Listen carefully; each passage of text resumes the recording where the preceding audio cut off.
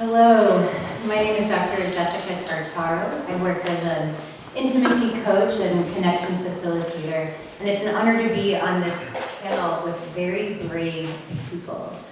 Vulnerability is really at the center of my work, and I am a writer, but I'm specifically a therapist. I'm specifically in the therapeutic arts. And so preparing for this panel was this sweet opportunity to think, why vulnerability? And what the process of vulnerability has taught me as a practice. I often say, vulnerability is a practice, and it takes practice. And you've heard so far from my fellow panelists a bit about the costs of sharing personal stories. We could even say the risk. And as I was thinking about this, in truth, the reason I lead from vulnerability as a therapist, an educator, a group facilitator, is for my own congruence. Because what is vulnerable in me is true. And if I lead from anything other than what's true, I am incongruent.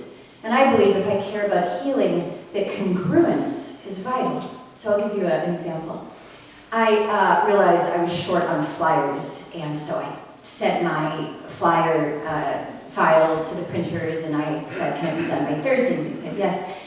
And I went in today, and I was waiting for the print job, and a woman next to me kind of casually said, have you had a good day? And I said, because it was true, no. And suddenly she lit up and she goes, I am so sorry. That's so rough when it's not good. And I was like, oh, thank you. So I had a choice there. I could have said the expected thing and both of us could have stayed fairly separate. But I've not had a good day, per se. I've had a challenging day. And so her openness to me suddenly just magnified. And then, when the woman came back from the printers and gave me my flyers all screwed up, I had so much compassion for her because someone had been so compassionate with me. So what I find is that vulnerability breeds generosity, which breeds vulnerability. This winter, I found myself without a place to live in Port Townsend, which is like a real thing. It's so stunning, you know, this town that so many people want to live in, and I'm on the one hand a professional, but on the other, I was in a lurch for about a month, and I lived with a girlfriend, and it's pretty hard to be a therapist and do all the things I do, and live in someone's spare room and live out of a suitcase. And as I was literally landing in my new home after ultimately a successful but arduous search for a place, I made a post on Facebook. And I said, it's been a grueling 6 weeks. And the good news is that I'm taking a bath tonight in my new place. And I posted a picture of the ledge looking out to the lawn, and it is a beautiful place.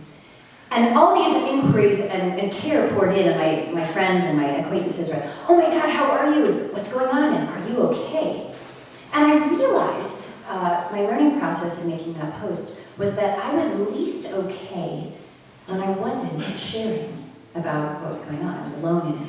And I didn't let on how much I was struggling, and I didn't let on how much my childhood of abandonment was really rearing. I was collapsed into it. When I shared, it was actually from a place of strength. So I made a second post.